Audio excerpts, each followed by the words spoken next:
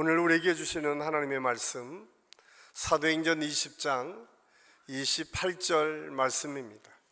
우리 다 같이 한 목소리로 봉독해 올립니다. 여러분은 자기를 위하여 또는 온 양떼를 위하여 삼가라. 성령이 그들 가운데 여러분을 감독자로 삼고 하나님이 자기 피로 사신 교회를 보살피게 하셨느니라. 아멘. 오늘은 우리 교회 2대 담임 목사님으로 섬겨주셨고 지금은 우간다에서 아프리카 선교를 감당하고 계신 우리 이은재 선교사님께서 나오셔서 말씀 전해주시는데, 제목은 이 시간 너의 마음속에 라고 하는 제목으로 선교 보고와 함께 말씀을 주실 때에 큰 은혜의 시간이 되시기를 바랍니다. 우리 나오실 때 우리 한번 큰 박수로 축복하겠습니다.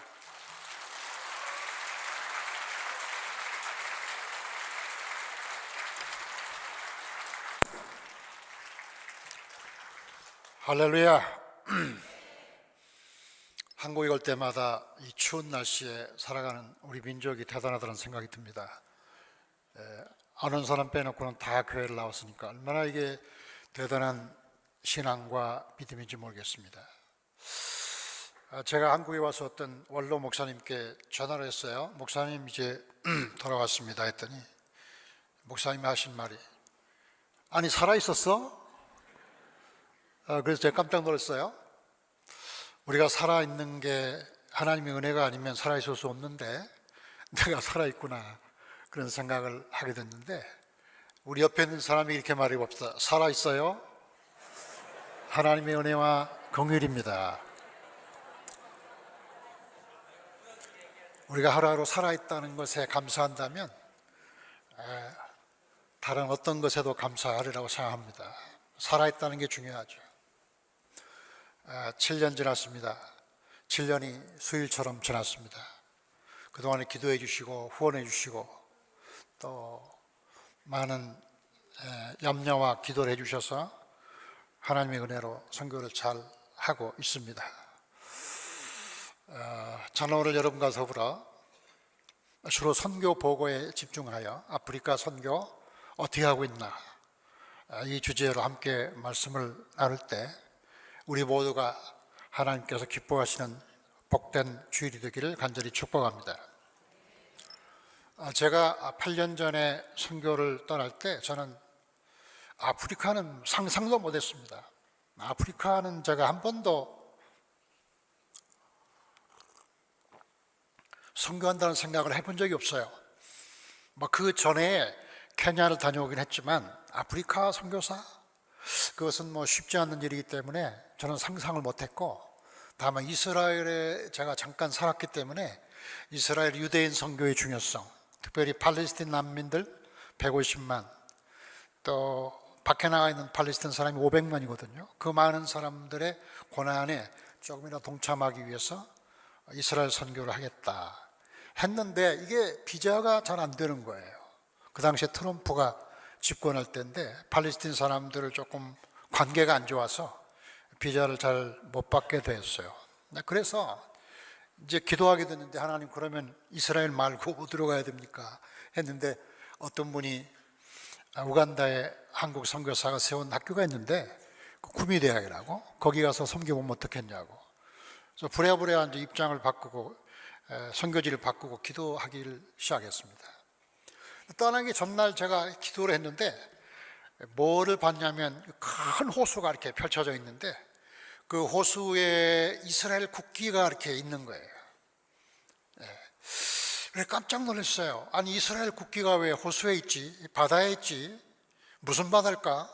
하고서 조금 이상하다 했는데, 제가 아프리카에 딱 도착해 보니까 그 엔테베 공항 옆에 호수가 쫙 펼쳐져 있는 거예요. 우리 한반도의 한 70% 정도 돼요. 얼마나 큰 호수인지 몰라요. 그 호수를 보면서 그러면 하나님이 아프리카로 보내셨나? 그런 믿음을 이제 갖게 됐어요. 그래요. 선교는 여행과 달리 하나님이 보내신 곳으로 가는 거죠. 선교는 하나님이 보내신 곳이고, 그리고 하나님이 먼저 가시고 하나님이 일하시는 거죠. 아브라함처럼 내가 지시할 땅으로 가라, 여행과 선교의 차이, 여행하고 싶은 데 가는 거죠. 선교는 보내신 대로 가는 거죠. 그래, 보내신 대로 가면 반드시 하나님 먼저 와 계시고 하나님 일하시고 계신다는 것을 뒤늦게 알게 되는 거죠. 선교뿐이겠어요.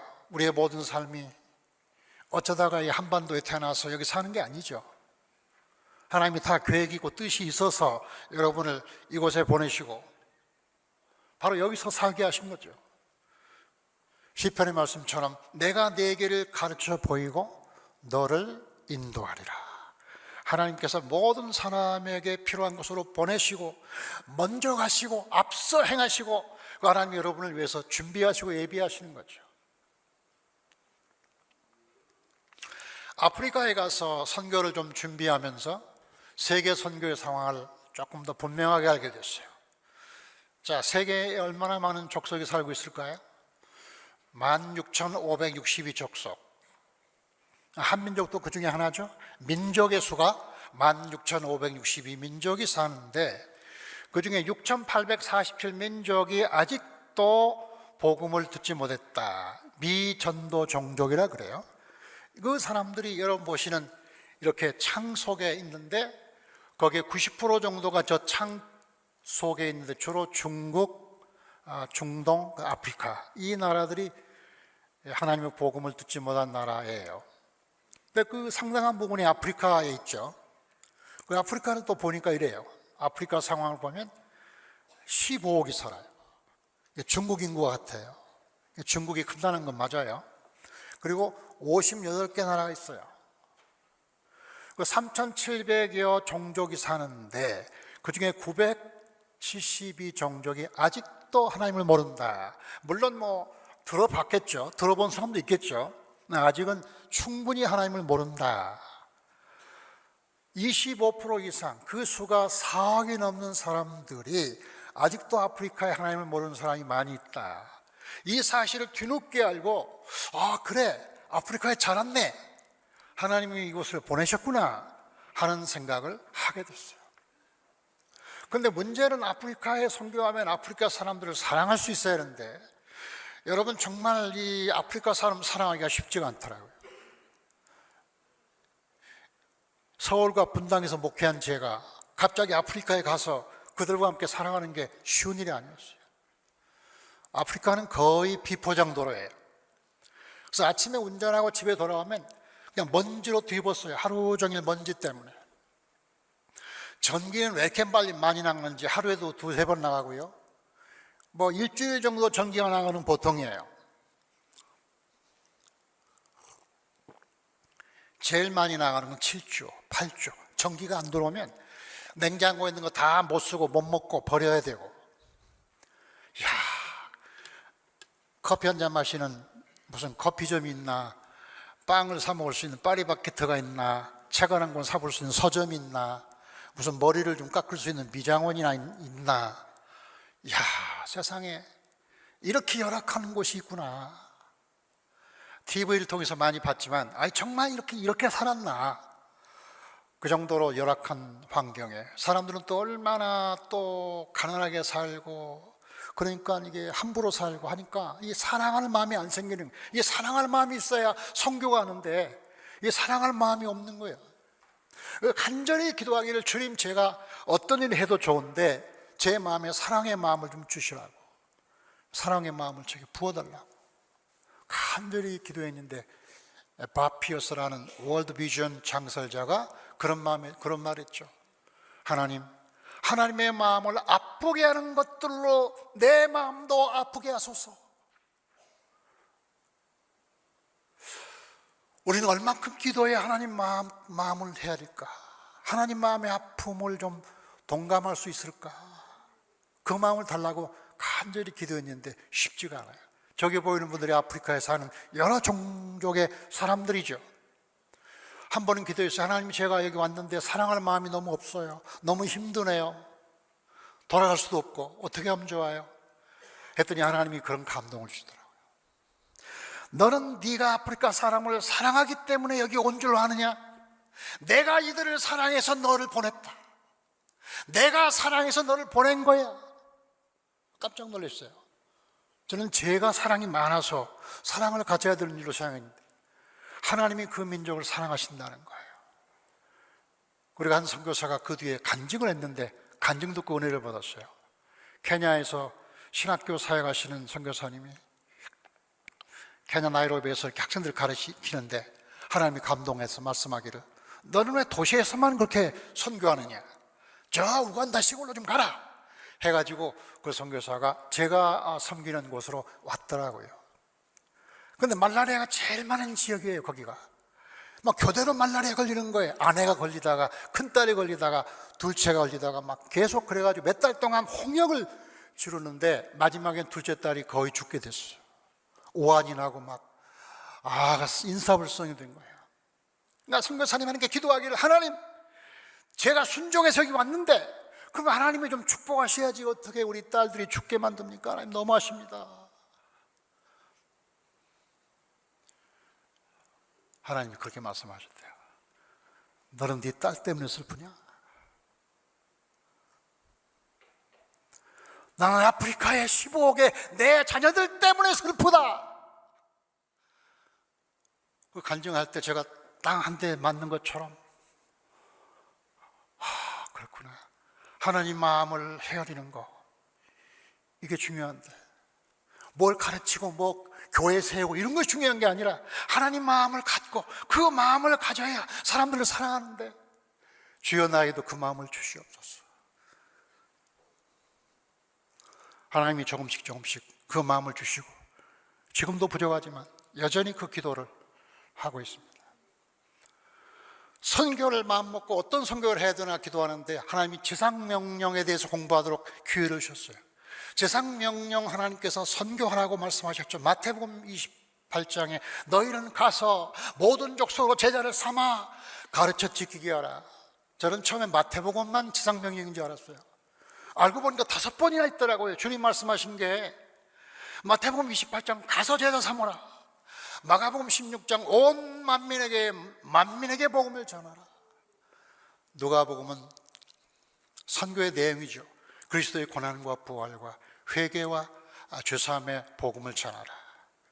요한복음은 누가 파송했나 이거죠. 내가 너를 보내노라. 사도행전은 어떻게 선교하냐의 문제죠. 땅끝까지 이르러 내 증인이 되어라 성령을 받고 결국 모든 지상명령이 사람을 찾는 것이더라고요. 저는 처음부터 사업하지 않기로 마음 먹고 큰 건물 세우는 게 내 목표가 되지 말아야겠다. 엄청난 일을 잘 벌여서 놀라운 선교 사람 말 듣는 것이 중요한 게 아니라 하나님의 영혼을 얻고 그들을 훈련해서 하나님 사람 만드는 거. 처음부터 사람의 초점을 두는 선교를 해야겠다. 그런 생각을 하고 갔던 게 쿠미대학이죠. 이게 쿠미대학입니다. 이 쿠미대학은 1996년에 우리 한국 선교사 한 분이 그 지역에 가서 농촌의 지도자를 양성하려고 거기 가서 이제 처음에 학교를 시작했는데 하나님 복을 주셔서 점점 학교가 커져가지고 1999년에 인가를 받았죠. 인가를 받은 걸로 말하면 지금 37년쯤 됐나요? 구미대학. 거기 뭐 교육대학도 있고 공과대학도 있고 농과대학도 있고 작지만 이렇게 있는데 거기 신학대학도 있더라고요. 아니 가보니까 아무도 학생이 없는 거야. 세상에. 아니 아무도 학생도 없는데 나를 불러서 어찌하는 겁니까? 저는 지리를 아무것도 모르고 우간다는 데를 가본 적이 없잖아요. 학생이 없는 거예요. 학생이 없으니 어떻게 해요? 와, 그 다음부터 주여 제자를 만나게 하옵소서, 학생들을 붙여주시옵소서, 학생들을 만나게 도와주시옵소서. 간절히 기도하고 대도시에 가가지고 사람 만나면, 청년들 만나면 그 사람들을 설득하고, 그래서 사람들을 하나씩 둘씩 모으기 시작했는데, 여러분 보시는 첫 번째 제시라는 학생이 첫 번째 제자예요. 은발레라는 도시에 갔더니 제가 서성거리고 있는 거예요. 그 학생 교회 다녀? 예. 고등학교 나왔어? 예. 혹시 신학 공부할래? 했더니 얘가 어떻게 알았어요? 내가 공부하고 싶은데 우리 아버지가 목사인데 방법을 몰라서 못하고 있다고. 잘 됐어, 이리 와. 그래가지고 그 학생을 제자로 삼았는데, 와, 이 제자로 삼는 재미가 얼마나 쏠쏠한지. 한 놈이라고 해서 미안한데 한 놈 한 놈 붙잡았는데 붙잡힌 거죠, 개들이. 와, 그래가지고 슬금슬금 모아져가지고 20명이 모인 거예요. 네. 20명이 처음 수업을 시작하는 날 찍은 사진이 오른쪽에 있고, 이 아이들이 얼마나 좋아하는지 기뻐 뛰며 이렇게 날뛰면서 하늘을 향해서 뛰는 마음을 가지고 있는, 저는 그 학생들을 선택하는 걸 통해서 주님의 마음을 조금 이해하고, 그 다음에 한 사람을 살리는 것이 온 세상을 살리는 것과 같다는 탈무드의 말을 이해하게 됐어요. 그래요, 선교는 위대한 일을 한 게 아니에요. 위대한 사랑을 한 사람에게 보여주는 거죠. 많은 오늘날의 선교가 위대한 업적을 많이 얘기하지만 사실 사람을 주께로 인도하지 않으면 그 사업이 무슨 의미가 있을까요? 하나님의 은혜로 선교의 목표를 정하고 이 구미대학에서 사역하는데 보여줄래요? 네.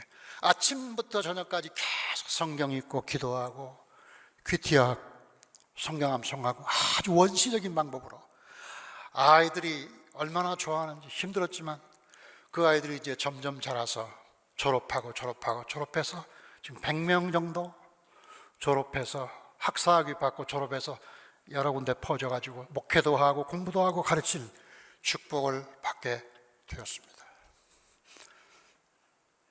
이 그림 한번 볼까요? 구미대학 채플에서 제가 설교하는 장면인데 한번 보겠습니다. In 330, this is a general story about connection between Bible and ethic. But when we focus on the story of the same monk, we can find a more detailed understanding, more detailed story about American mission.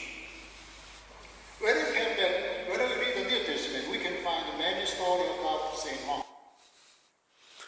예, 매주 2번씩 채플하면서 신학부 아닌 학생들을 성경 가르치는 장면인데, 그렇게 열심히 하나님의 복음과 말씀을 전하고 있는 어느 날 사고가 났죠. 제가 갑자기 병이 든 거예요. 와, 여러분 말라리아라고 알아요? 말라리아. 저는 한국에서 말라리아를 걸린 사람 많이 못 봤지만 말라리아가 감기 비슷하더라고요. 감기. 그러니까 콜록콜록하고 좀 춥고 오한이 나고 땀이 나고 피곤하고, 그래서 저는 감기인 줄 알았죠. 근데 한국 사람들은 감기 정도는 뭐 그냥 큰 병이라고 생각하지 않잖아요. 그래서 저도 역시 마찬가지로 감기 정도야 뭐 괜찮아 하고, 이틀 3일 지나니까 완전히 중환자가 된 거예요. 한 2, 3일 내에 완전히 중환자가 돼서 말도 못하지, 사람도 몰라보지, 그냥 걷지도 못하지, 완전히 폐인처럼 되고 말았어요. 와, 그렇게 빨리 나쁜 사람이 될 줄은 꿈에도 몰랐죠. 그래가지고 이제 택시를 불러가지고 간팔라 수도로 병원으로 갔는데, 병원에 가서 치료받으러 갔는데 그 병원에 모기가 더 많아요. 나는 세상에 말라리아 때문에 병원 갔는데 그 병원에 모기가 더 많은 병원은 우간다에 처음 온 것 같아요. 거기 가서 우리 집사람은 모기 잡느라고 말라리아 걸린 사람 치료로 왔는데 얼마나 모기가 많으면. 그래가지고 이제 한 2주 정도 사람을 몰라보고 이렇게 거의 죽었다 싶고, 의사들도 어렵겠다고 우리 선교사님들이 미리 조문 온 분이 있었어요. 몇 사람이 그 소음을 듣고 기도해 주겠다고. 그 정도로 심각했는데, 제가 그 질병을 통하여 죽음의 실체를 알았다는 게 얼마나 감사한지 몰라요. 사람이 죽으니까요, 이렇게 날개를 타고 새처럼 쫙 날아가는데 어디로 가는가 하면 시골 우리 고향에 있는 우물로 날아가더라고요. 우물로 쫙 날아갔어요. 근데 우물 주변에 많은 사람이 모였는데 거기 가족들도 모이고 교인들도 모이고 친구들도 있고 한데, 보니까 아주 옛날 옷을 입은 사람도 있어요. 요즘 사람이 아닌 사람, 더구나 또 한국 사람이 아닌 사람도 많아요. 거기가 또 보니까 뭐 젊은 사람, 이상한 옷을 입은 사람도 있어요. 근데 다 통하는 거예요. 대화가 돼요. 그 언어가 달라도 다 이 얘기가, 저 사람이 말하면 무슨 말인지 이해가 돼요. 공간도 자유롭게 움직여요. 다른 생각하면 제가 달나라가 있어요. 미국 생각하면 미국 거리를 제가 걷고 있는 거예요. 시간과 공간의 제약이 없는 것. 와, 얼마나 대단한지. 두려움은 별로 없고요. 너무너무 좋은데, 결국은 제가 이제 깨어났죠. 깨어나서 보니까 사람에게 죽음과 사람이 그렇게 가까운 것을, 죽음은 생명의 단절이 아니라 새로운 시작인 것을, 이 짧은 경험을 통하여 하나님이 저에게 굉장한 담대한 마음을 주시고, 그때까지 좀 두려웠는데 두려운 마음 사라지게 하시고 어디 가든지 담대하게 하나님 말씀을 전하는 사람이 되게 할 뿐만 아니라 많은 사역의 문을 하나님이 열어주셨는데, 우간다에 많은 대학 있죠.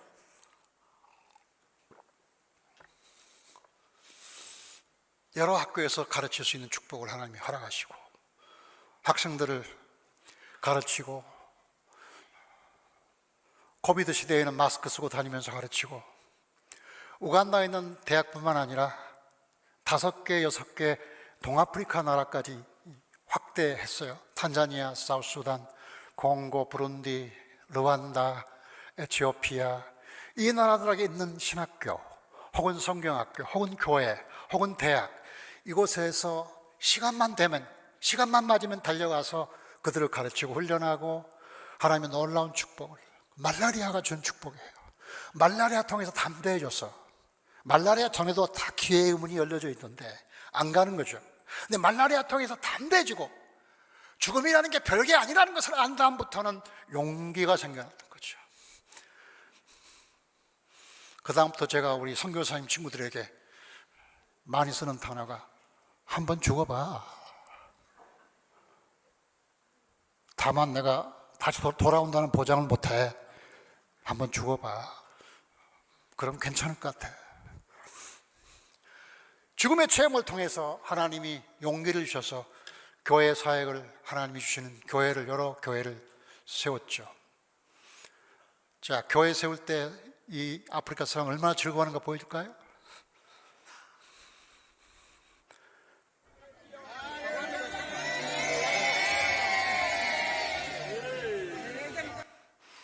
자, 교회 세울 때 교인들이 나와서 춤추고 얼마나 행복한지.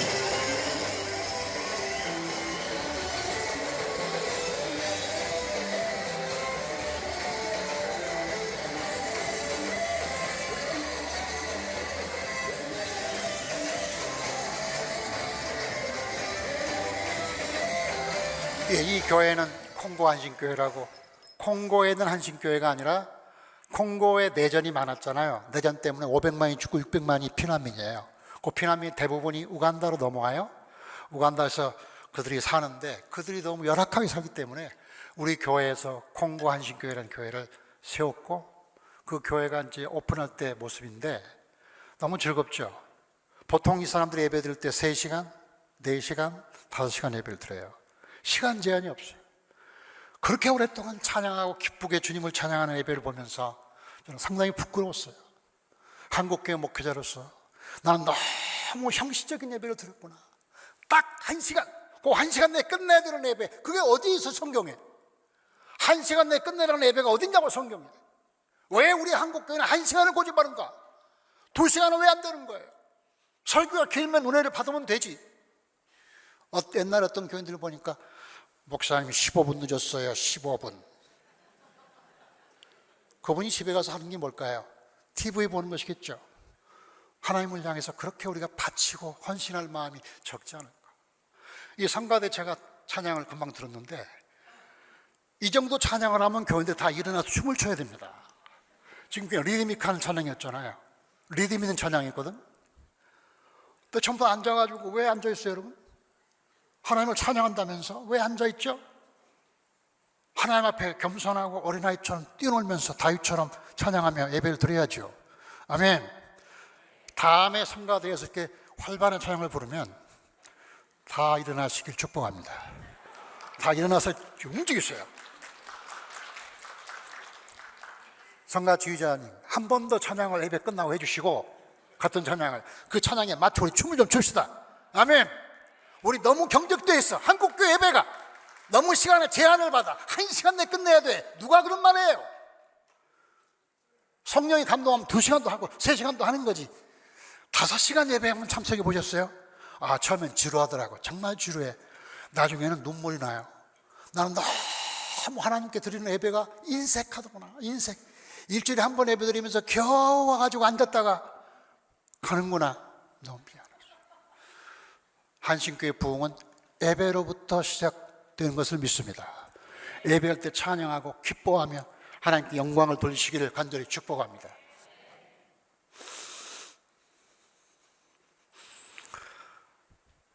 그런데 이렇게 쿠미 대학에서 하나님을 가르치고 하다가 하나님께 저에게 또 하나의 비전을 허락하셨는데, 그 비전이 빅토리아 비전이라는 거예요.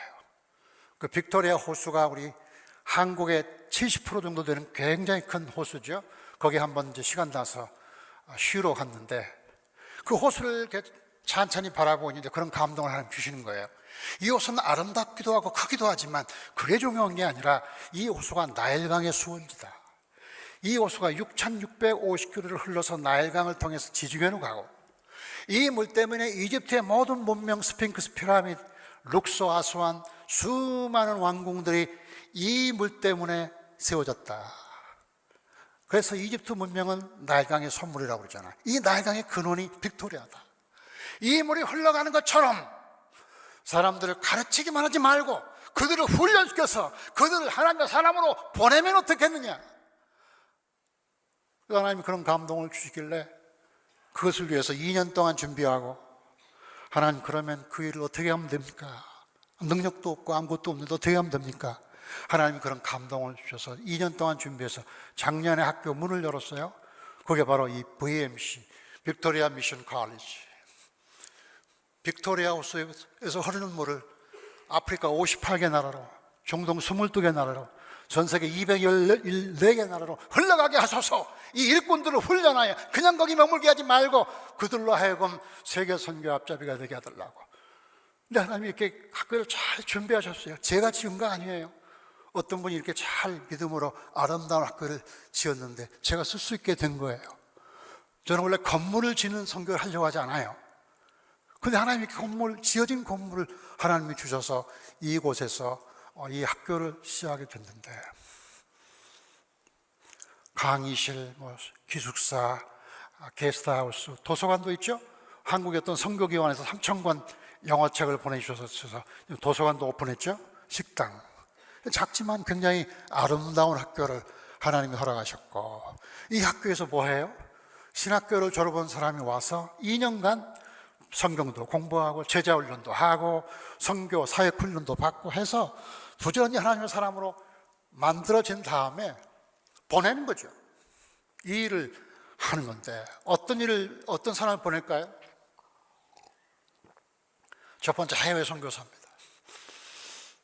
이 해외 선교는요, 아프리카가 우리 한국보다 8년이 빨라요. 선교 역사가 1877년에 선교사가 처음 들어왔는데 58개 나라가 한 명도 선교사를 보내지 못해요. 한 명도 선교사를 파송을 못한 거예요. 우리 한국은 3만 명을 보냈는데, 와, 이거 너무하지 않아요? 받기만 하고. 그래서 이들을 훈련해서 자기 민족을, 자기 종족을, 자기 대륙을 책임짓는 선교 일꾼으로 만들어야 되기 때문에 해외 선교 중요하죠. 이미 11명이 훈련받고 준비하고 있어요. 나가려고. 에리트리아, 카메룬, 잠비아, 이집트 이런 나라로 나가려고 지금 준비하고 있어요. 근데 종족 선교, 3천 몇 개 종족 있죠. 근데 아프리카의 종족은 얼굴만 새까맣지 다 달라요. 언어가 다르고 문화가 달라요. 그러니까 다른 종족 가면 전부 선교를 해야 되는 거예요.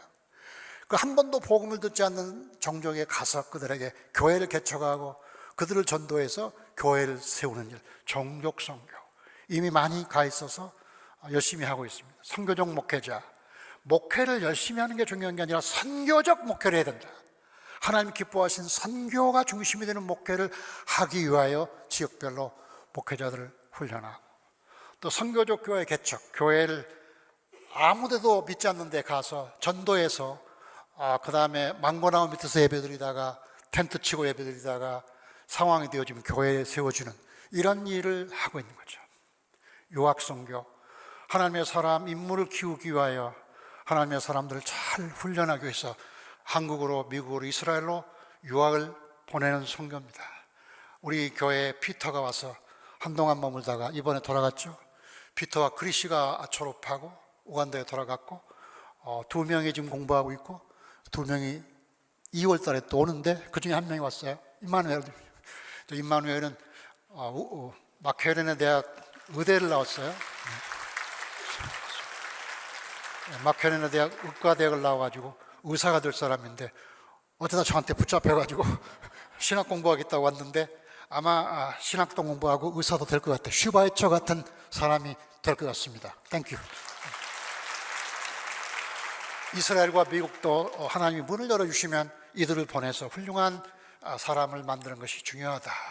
그리고 또 하나는 선교적 직업, 의사든지 간호사든지 농부라든지 기술자라든지 이런 사람들도 선교적 마인드로 무장을 시켜서 그들의 사역이 선교적인 사역을 해야 된다고 생각하고 그들을 섬기고 있는 거죠. 자, 그래서 그림을 보여주면 빅토리아 하우스입니다. 자, 빅토리아 하우스가 에서 우리가 자주 가는 것은 여기가 바로 우리 비전의 근원이기 때문에 여기 물처럼 흘러가도록 보여주실래요? 예.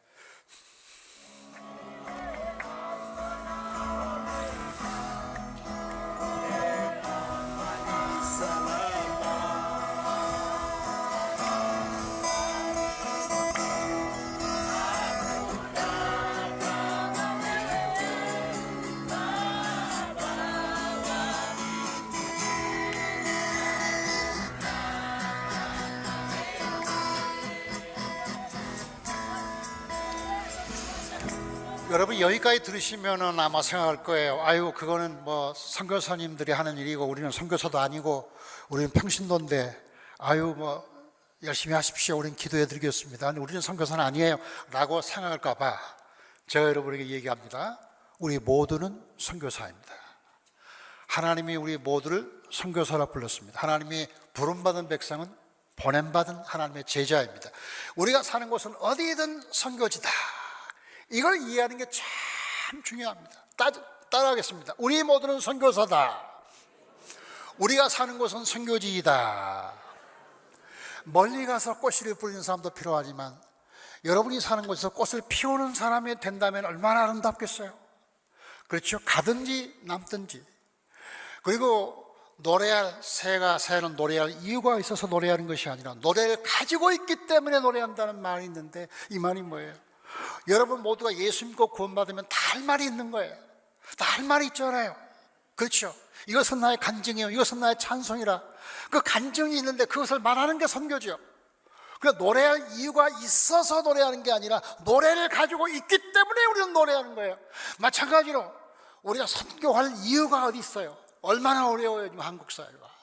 그런 이유를 찾게 되면 이유가 없는 거예요. 근데 우리가 하나님의 사람이고 하나님의 부름받은 백성으로서 이미 노래를 가지고 있기 때문에 노래하는 거 아니에요. 가정은 우리가 태어난 곳이 아니라 우리가 사는 곳이다. 한국에 한 번 올 때마다 얼마나 가족과 헤어지는 게 어려운지. 어머니가 요양원 계시는데 이번에도 눈물로 또 작별했잖아요. 항상 헤어질 때마다 쉽지 않아요. 가족과 헤어지는 것. 그러나 여러분 생각해 보세요. 아프리카에 우리 또 다른 가족이 기다린다 생각하면 달라지지 않아요? 학생들은 저보고 father라고 불러요. 같이 일하는 우간다 목회자는 나보고 brother라고 불러요. 어떤 학생은 저보고 uncle이라고 부르는 사람이 있어요. 가족이라는 거죠. 그러니까 우리의 가족 개념이 다만 피부치만 가족이라고 생각하는 한 하나님의 성교는 어려워요.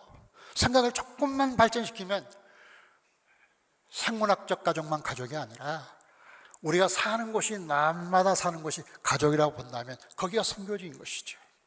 교회는 교회 안에 있는 사람과 함께 지내면서 동시에 교회 밖에 있는 사람을 위하여 살아야 되죠. 이게 교회죠. 교회 안에 있는 사람들끼리만 재밌게 사는 거 누구나 다 하는 거죠. 교회 밖에 있는 사람을 위하여 사는 것이 교회인 거죠.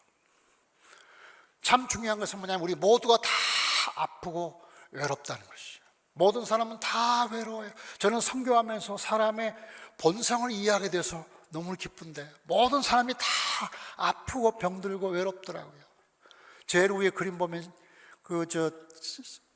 먹는 밥이 있잖아요. 그걸 포셔라고 부르는데 강냉이 죽을 써가지고 거기다 콩을 넣고 이렇게 먹는 건데 집사람이 주로 이렇게 밥을 해주거든요. 시장에서 반찬 사다가 밥을 하는데 저게 한 끼 얼마나 들 것 같아요? 아프리카 학생들이 한 끼 먹는 식사비가 얼마나 들 것 같아요? 제가 계산해 보니까 한 300원 나오더라고요. 여러분 300원에 밥 먹어요? 한국에서 300원의 식사 사 먹을 수 있나요? 못 먹죠. 근데 한국 와보니까 너무 많은 사람들이 커피를 마시는데 커피 한 잔에 6,000원이야. 커피 한 잔을 마시는 순간 우리는 아프리카 학생들이 20명이 함께 먹는 걸 홀라당 먹는 거야. 그나마 또 2잔, 3잔 먹는 사람은 40명, 50명, 60명분을 먹는 거예요. 얼마나 잘 잡수시는지 몰라. 우리 너무 많이 먹는 거 아니에요? 너무 많이 먹어요. 그 노인 보세요. 노인 나이가 얼마나 돼 보여요? 저 사람 60밖에 안 됐어요. 먹는 게 시원찮으니까 나이가 먹으니까 막 확 늙어가는 거예요. 평균 돌아가신 연령이 50대 초반이에요. 52살, 3살. 여러분 나이가 50대 중반을 넘으면 여러분 덤으로 사는 거예요. 불쌍하지 않아요? 저희 어린이 보세요. 어디가 아파서 병원 간 모양인데 영아 사망률이 30%. 10명 중 3명은 3살 미만에 죽어요. 그 옆에 어린이들 있죠? 19살 미만의 어린이 청소년들이 70%의 국민들, 인구의 70%. 20%만 초등학교 가요. 중학교, 대학교 가면 얘기할 것도 없어요. 우리는 너무 행복하게 살고 너무 많이 먹고 그리고 또 다이어트하고 많이 먹고 다이어트로도 돈 버리고. 근데 아프리카로 5,000원 버니까 힘들어요. 우리는 너무 인색한 거 아니에요? 예수 믿는다면서 너무 우리만 상한 거 아니에요? 세상은 너무나 외롭고 힘든 사람이 많은데 분당 수준인가요? 다 분당 사람들처럼 사는가요? 아니잖아요. 분당 판교에 사는 사람들은요 상류층에 사는 것이라고 봐요. 누구나 사람은 외로워요. 힘들어요. 저 사람들만 그럴까요? 제가 12월에 와서 우리 잠깐 머무는 사이에 만나보면 다 아프고 병든 분들, 외롭고 힘든 사람들, 병원에 있거나. 여기 와서 제가 지하철 탔는데 한 아줌마가 지하철에 앉아있더라고요. 근데 술 먹은 아저씨가 와가지고 발로 툭툭 차면서 자기가 앉겠다고 나가라는 거예요. 세상에 그런 이상한 남자들도 있더라고요. 결국 그 아줌마가 자리를 양보해주고 섰는데 그 아저씨가 앉자마자 다음 정거장에서 내리는 거예요. 한 정거장에서. 제가 아줌마한테 참 나쁜 사람이군요. 그랬더니 그 아줌마가 그런 말이에요. 뭘요? 저도 다음 정거장에서 내리거든요. 이 말은 뭐예요? 다음 정거장까지만 볼 사람인데 뭐 때문에 싸우겠어요 제가. 아웅다웅. 여러분 우리가 그렇게 마음에 안 들어하는 사람도 사실은 오래 같이 못 살아요. 우리 가족 중에 마음에 안 드는 사람이 있지요. 저녁에 잘 때 여러분 아내들 얼굴을 물끄러미 바라보세요. 저녁에 피곤한 채로 들어오는 여러분 남편들을 한번 바라보세요. 얼마나 우리가 오래 살겠다고 아웅다웅하고. 교인들도 마찬가지. 마음에 드는 사람, 마음에 안 드는 사람 있죠. 생각해보면 다음 정거장까지 우리가 이렇게 앉아있는 것이, 여기 앉아있는 거 다음 정거장까지만 앉아있다가 누가 먼저 갈지도 모르잖아요. 예쁜 사람이 따로 있어요? 사랑하면 예쁘죠. 아프리카 애들 전혀 예쁘지가 않아요. 근데 어느 순간 예뻐져요. 사랑하면 예뻐지는 거예요. 근데 참 중요한 게 이게 뭐냐면 우리가 가지지 않는 것을 남을 줄 수가 없어요. 선교하면서 느끼는 게 뭐냐면 선교는 비즈니스가 아니에요. 그러니까 일 잘하는 사람이 오는 게 아니에요. 선교는 무릎 꿇고 기도하면서 하나님이 주신 은혜를 따라 사는 것이 선교라는 생각이에요. 우리가 가지지 않는 것은 남에게 줄 수가 없잖아요. 그러니까 목회자, 선교사, 직분자들은 더 많이 기도해야 돼요. 기도한 만큼 일해요. 엎드린 만큼 일어나요.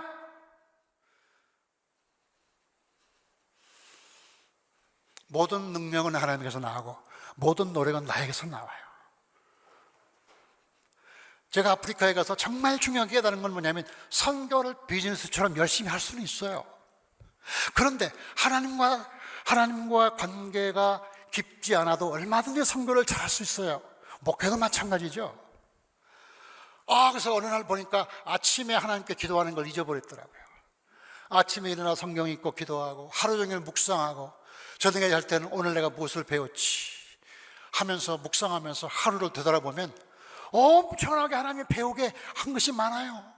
한번 여러분 해보세요. 집에 가서 오늘 밤에 오늘 내가 무엇을 배웠지 하고 물어보세요. 하나님이 엄청나게 많은 걸 여러분에게 배우게 하신 거예요. 여러분이 잊어버리니까 그렇지, 메모를 안 하니까 그렇지, 쓰지 않으니까 그렇지. 제가 하나님이 주신 축복이 그 받은 은혜를 쓰기 시작하고 그 책이 됐잖아요. 작년에 영어로 번역이 돼서 예배든 기도든 무엇이든 간에 가장 중요한 영적인 삶의 핵심은 주님 안에 머무는 거예요.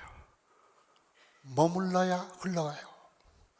머무는 것을 영성이라고 말하면 흘러가는 걸 선교라고 말할 수 있어요. 선교는 머무는 사람을 통하여 흘러가는 거죠. 자기 속에 없는데 남을 줄 수가 없잖아요. 선교사의 가장 큰 고민은 주여 내 속에 남들에게 줄 게 없습니다. 주여. 입은 살아있고 가르칠 수는 있지만 내 속에 열정과 사랑이 없습니다. 이게 문제 아니에요? Abide with you, abide with me. 내 안에 거하소서. 나도 당신 안에 거하겠습니다. 예배든 기도든 무엇이든 간에 주님 안에 거하는 것, 주님을 기도의 대상으로 삼거나 기도의 응답의 수단으로 삼아서는 안 돼요. 하나님이 그런 분이 아니에요. 제일 중요한 영상은 주님과 같이 거하는 거예요. Abide with him. 그분과 함께 사는 거예요. 그분과 함께 많이 살수록 많이 줄 수 있어요. 많이 줄 만큼 많이 같이 살아야 돼요. 영성에서 성교가 나오고 성교는 영성에서 나오는 거죠. 기도 많이 하시기를 주의 이름으로 축원합니다. 기도를 많이 할수록 하나님이 당신들을 통하여 하나님이 은혜를 베푸십니다.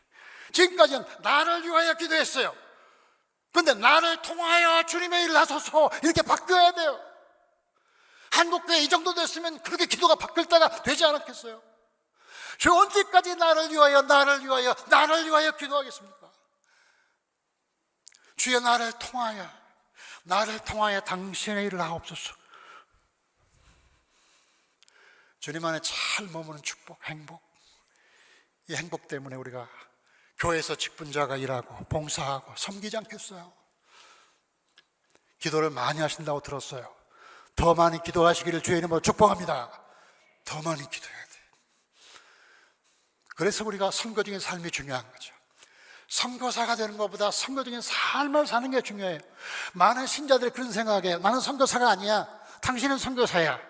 그게 아니고 선교사든 아니든 우리 모두는 선교적 삶을 살도록 부름을 받았다.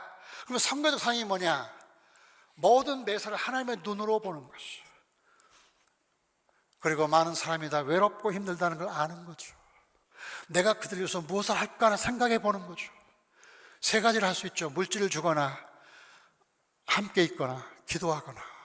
세 가지. 그래서 에마이클이라는 선교사가 말한 것처럼 사랑하지 않고 줄 수 있지만 주지 않고 사랑은 아니죠. 주게 되죠. 사랑하면 주게 되죠. 기도가 필요합니다. 여러분이 더 많이 기도를 부탁합니다. 기도하는 이유는 뭐냐면 선교사는 날마다 위험에 노출되어 있다. 저는 5번 말라리아에 걸렸고 집사람 6번 걸렸는데 매번마다 죽음을 통과해야 합니다. 이게 말라리아는 면역이 안 돼요. 한 번 걸리면 다음에 안 걸리는 게 아니에요. 날마다 새로 걸려요. 이게 아프리카 선교사들은 목숨을 걸고 해야 된다는 이유예요. 그렇기 때문에 기도가 없이는 날마다 죽는 거예요. 교통은 얼마나 나쁜지 교통사고로 수많은 선교사가 죽었어요. 길이 안 좋으니까. 강도가 도둑의 위험은 선교사를 향하고 있어요.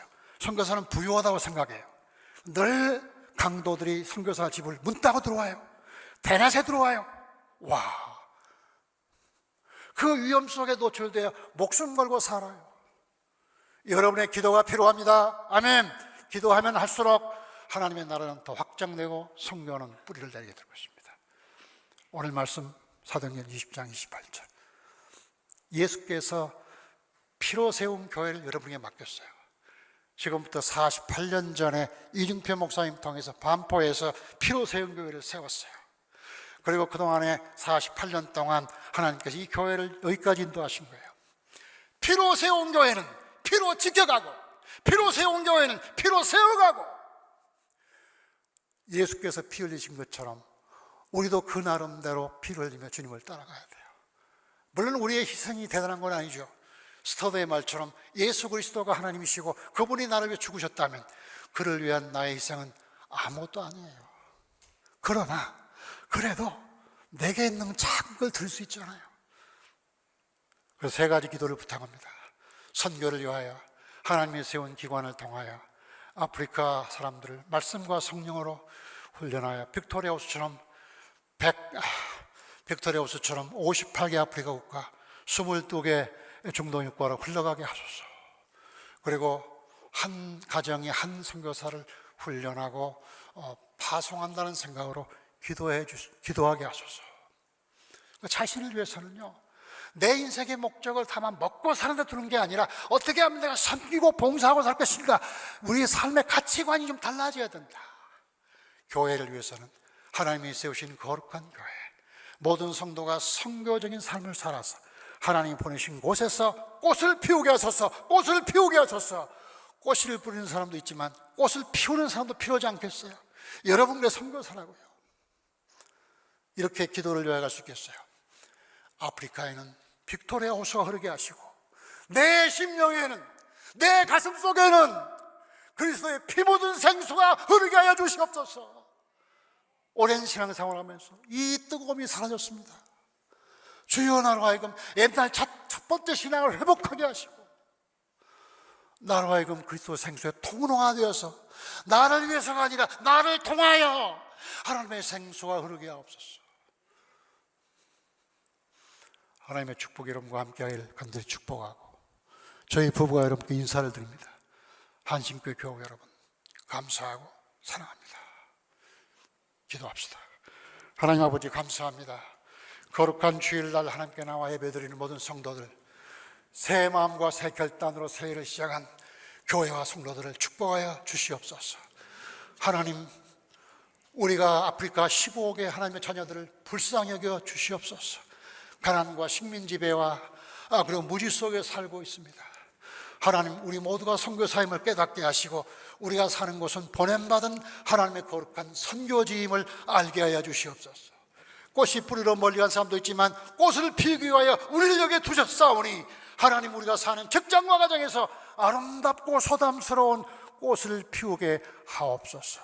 한신교회 50주년을 앞두고 있사오니 피로 세운 거룩한 교회, 피로 세운 교회를 축복하여 주시옵소서.